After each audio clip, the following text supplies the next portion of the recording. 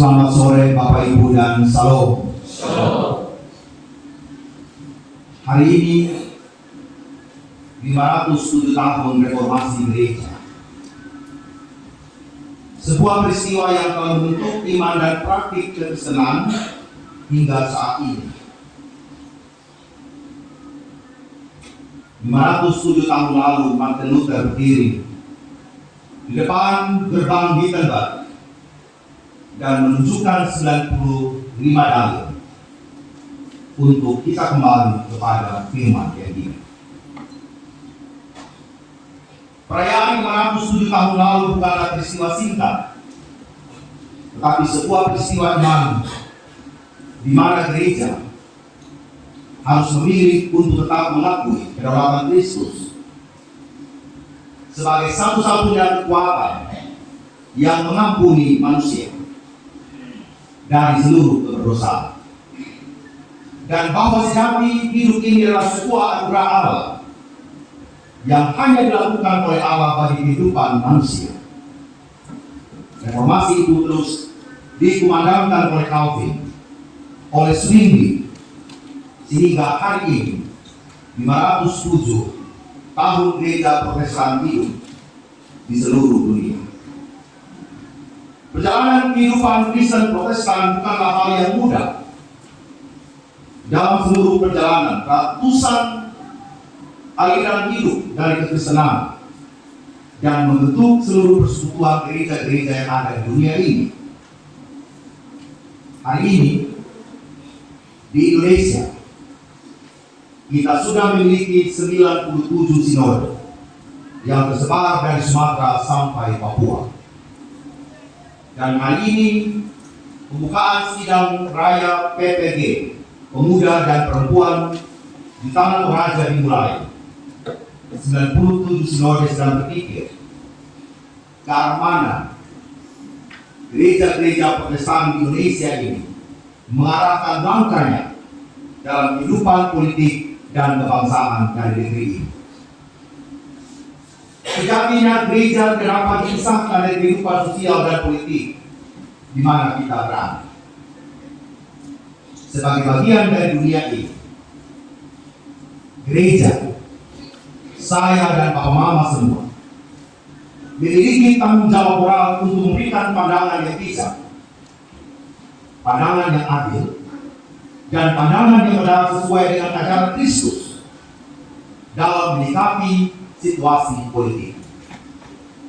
Karena itu pembacaan hari ini di seluruh sinode gereja Kristen Sumba, kami mengangkat tentang gereja dan politik dengan mendasarinya dalam Keluaran 18 ayat 13 sampai 27. Setelah bangsa Israel keluar dari tanah Mesir yang dipimpin oleh Musa dan selanjutnya dilanjutkan oleh Yosua, bukanlah perjalanan 1-2 tahun, tetapi perjalanan 40 tahun.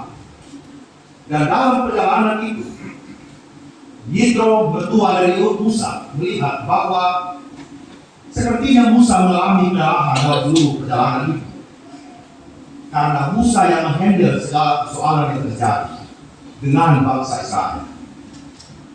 Musa bukan saja menghandle kehidupan bangsa Israel, tetapi Musa juga dan bangsa Israel sedang menghadapi musuh-musuh mereka di dalam perjalanan di padang gurun. Bahwa saat itu bukan orang Israel saja yang hidup dan mengembara, tetapi ada begitu banyak orang-orang suku-suku yang telah hidup stabil, punya tempat dan tanah. Sedangkan bangsa Israel adalah sebuah bangsa pengembara. Bagi Yitro, mertua dari Musa, metode kepemimpinan itu harus benar-benar dibangun oleh Musa secara efisien. Yitro melihat bahwa cara ini tidak efektif dan akan membuat Musa kelelahan apabila dia bekerja sendiri. Yitro memberikan nasihat yang bijaksana kepada Musa. Ia menyarankan agar Musa membentuk sistem pemerintahan yang terstruktur dengan mendelegasikan wewenang kepada orang-orang yang berkualitas. Kriteria yang diberikan oleh Yitro untuk memilih para pemimpin itu sangat menarik. Mereka harus takut akan Allah, dapat dipercaya, dan benci terhadap suap. Kisah ini ingin memberikan gambaran yang jelas kepada Musa bahwa hakim-hakim yang dipilih dalam kepemimpinan Musa benar-benar orang yang memiliki integritas, yang memiliki kejujuran dan ketulusan dalam memimpin bangsa Israel, tidak sekedar hanya menjadi pemimpin. Sehingga pada ayat yang ke-21 dan yang sampai 22 ada kriteria yang diajukan oleh Jitro dengan Musa. Yang pertama, asli Israel, orang-orang yang catat. Kata Israel dalam bahasa Ibrani berarti kekuatan atau kemampuan. Artinya, orang-orang yang memimpin bangsa Israel atau calon pemimpin benar-benar orang yang memiliki kompetensi. Bukan orang-orang yang tiba-tiba hadir memimpin dan mengarahkan bangsa Israel, tetapi orang-orang yang benar mempunyai kemampuan kepemimpinan yang mumpuni, yang mampu untuk memimpin bangsa Israel yang kita tahu sangat tegak lembut. Hal yang kedua, Yireh Elohim, takut akan Allah. Ini menunjukkan karakter spiritual dan moral yang kuat. Kita tidak bisa bayangkan seorang pemimpin yang tidak memiliki karakter, apalagi kehidupan spiritualitas yang takut akan Tuhan. Sebuah kepemimpinan yang akan rapuh apabila berhadapan dengan berbagai kenyataan hidup yang tentu menggoda seluruh kehidupan para pemimpin. Hal yang ketiga, ansei emet, orang-orang yang dapat dipercaya. Berarti orang-orang yang memiliki kebenaran, kesetiaan, dan menekankan integritas. Hal yang keempat, sonei paksa, benci pengejaran suap. Ini menunjukkan kejujuran dan tidak berpihakan atau tidak memikirkan dirinya sendiri. Jitro menyarankan struktur hierarki pemimpin atas ribuan ratusan bahkan 50-an. Sistem ini dibangun untuk memungkinkan penanganan masalah yang lebih efisien dengan perkara-perkara besar yang dibawa kepada Musa. Artinya, ini bukan meninggung di pucuk pimpinan saja, tetapi bagaimana struktur pemimpinan dari sebuah pemerintahan benar-benar pemimpin yang berkualitas, yang takut akan Tuhan dan memiliki karakter-karakter rohani yang mampu untuk mengarahkan kehidupan umat dan masyarakat. Bapak, Ibu, dan saudara-saudara yang terkasih dalam Kristus, saat-saat ini kita ada dalam tahun-tahun politik yang bisa saja memanas dan bisa juga dingin, Bapak Ibu. Sama seperti suhu hari ini 38,5 derajat. Tetapi bisa saja hubungan dalam masyarakat itu begitu dingin. Yang dulu baku tegur, sekarang sudah tidak baku tegur. Kasih sudah terjadi hanya gara-gara beda pilihan politik. Dulu rajin hidup bergereja, sekarang sudah menghindar dari gereja. Dulu saling membangun komunikasi antara tetangga, sekarang sudah tidak lagi membangun kehidupan persekutuan antar tetangga. Hubungan menjadi dingin hanya karena politik. Ini berarti belum ada sebuah kesadaran yang utuh bahwa sebenarnya kehidupan politik ini untuk membangun kehidupan kita bersama. Masing-masing sedang berjuang bagaimana menempatkan diri untuk menjadi warga masyarakat yang bertanggung jawab. Bila kita tidak mau berurusan dengan politik, politiklah akan berurusan dengan kita. Artinya, sebagai orang-orang yang dipanggil oleh Allah, kita tidak bisa mengabaikan tugas politik kita dalam memberikan kebijakan-kebijakan, bahkan hal-hal kecil yang kita kerjakan di tengah-tengah lingkungan kehidupan kita bersama. Dan apa yang diminta oleh Jitro kepada Musa adalah seluruh kepemimpinan itu benar-benar berfungsi. Mulai dari Musa yang seorang diri, turun kepada 100 orang, turun kepada puluhan orang, hingga pada lingkup-lingkup yang paling kecil. Beberapa waktu lagi, kita akan menghadapi pilkada. Tentu kita akan memiliki para pucuk-pucuk pimpinan kita. Pertanyaannya adalah, sejauh mana saya dan Bapak Ibu sebagai gereja mampu untuk memainkan peran yang positif di tengah-tengah hal yang mungkin hari ini penuh dengan kebencian satu dengan yang lain. Yang hari ini di Facebook kita penuh dengan kata-kata yang menyindir satu dengan yang lain. Kata-kata yang tidak membangun. Apa peran kita sebagai orang-orang yang percaya ketika hadir dalam dunia politik hari ini? Dari pembacaan firman Tuhan ini kita mencoba merumuskan menjadi 3 hal sebagai peran kita warga masyarakat. Yang pertama, gereja harus terlibat aktif dalam berbagai persoalan umat, termasuk politik, sebagai wujud tanggung jawab iman. Sekali lagi, gereja harus terlibat dalam berbagai persoalan umat, termasuk politik, sebagai wujud tanggung jawab iman. Karena politik adalah salah satu segmen kehidupan manusia yang punya peranan besar dalam menentukan kehidupan individual, komunitas kita, baik dari lingkup yang paling kecil, nasional dan global. Kita tidak bisa berdiam diri untuk tidak melakukan apa-apa. Kita adalah makhluk yang berpolitik.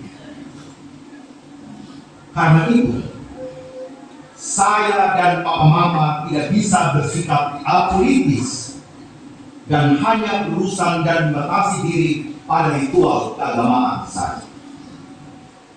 Kita tidak bisa mengatakan pokoknya saya pergi gereja, saya sembahyang, saya pulang, urus saya punya periuk, selesai. Tidak.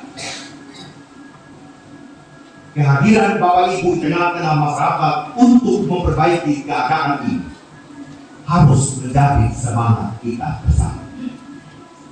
Kita tidak bisa mengatakan itu urusan pemerintah. Lihat selokan yang kotor, lihat sekitar kita yang penuh dengan sampah. Kita tidak bisa mengatakan itu urusan pemerintah. Saya tugasnya hanya membuang sampah, terserah sudah. Nanti bagaimana pemerintah? Tidak bisa. Itu adalah hal yang paling kecil. Mendekati hari-hari pemilu, ketika kita masuk di kamar kecil, tidak bisa mengatakan biar sudah orang lain yang memilih. Saya tak usah sudah. Apa juga arti satu suara? Tidak bisa juga mengatakan ini. Kita harus mengambil peran untuk memberikan suara dan memilih pemimpin yang berintegritas. Keterlibatan orang Kristen dalam politik dalam rangka menghadirkan tanda-tanda kerajaan Allah. Orang-orang Kristen harus hadir di sana untuk memperbaiki seluruh keadaan ini.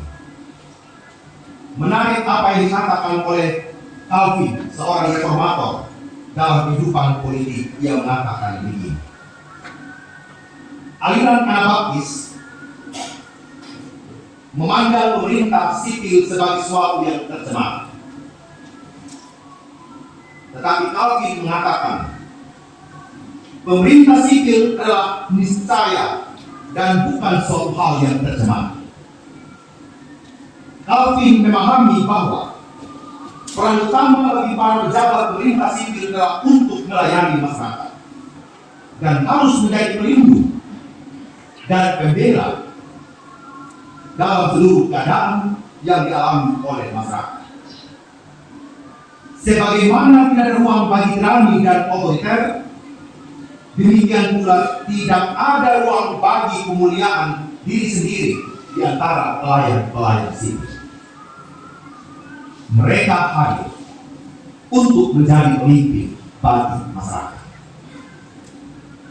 Mereka bukan menjadi pemimpin yang dilayani, tetapi pemimpin yang mau untuk melayani masyarakat. Hal yang kedua, menghindari kekuasaan yang terpusat.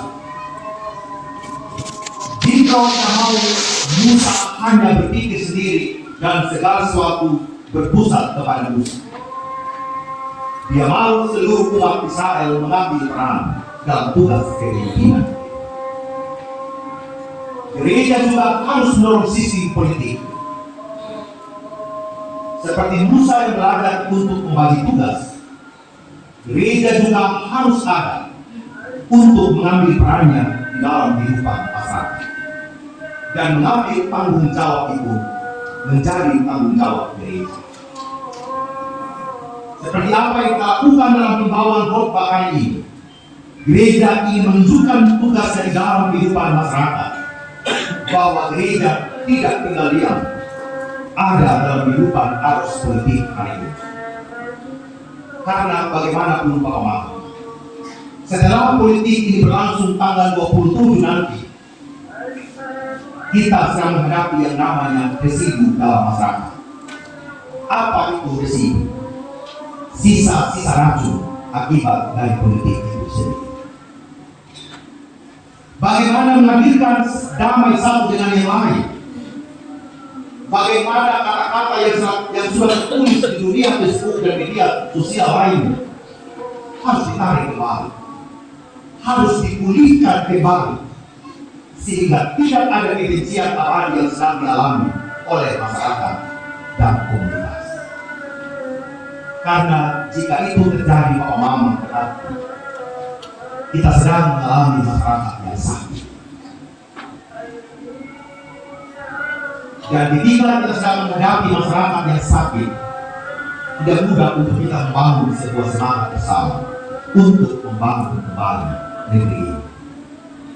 Entah itu lawan politik atau kawan dalam berpolitik, sama-sama memiliki tugas untuk membereskan residu-residu akibat dari pilkada yang akan sedang berlangsung. Jadi kehadiran Papa Mama bukan untuk menambah persepsi. Kehadiran kita harus membawa damai sejahtera. Hari ini mungkin ada yang buka, ada yang sudah tidak mau pindah rumah kan, hanya gara-gara politik. Menjadi tanggung jawab kita sebagai warga gereja untuk aktif membangun perdamaian di mana kita berada. Yang ketiga, kita sedang memilih kepemimpinan yang berintegritas, yang memiliki kecakapan, yang takut akan Allah, yang dapat dipercaya, dan pemimpin yang benci suara. Sangat tidak mudah. Pemimpin yang ideal itu butuh doa dari kita agar hal-hal kuasa-kuasa negatif yang akan menguasai pemerintah kita benar-benar dihindarkan dalam perjalanan kepemimpinan. Kita tidak membiarkan situasi ini berlangsung dan mengatakan biar saja semua berjalan apa ada. Tugas gereja saya dan Pak Mama hari ini adalah bagaimana kita berdoa agar kita memiliki pemimpin yang benar-benar sesuai dengan kehendak Allah. Sekiranya di hari reformasi gereja yang ke-507 ini, gereja terus memperbaharui dirinya, khususnya dalam membangun kehidupan politik yang sehat di Indonesia, khususnya kita di Pulau Sumbawa. Tuhan memberkati kita semua.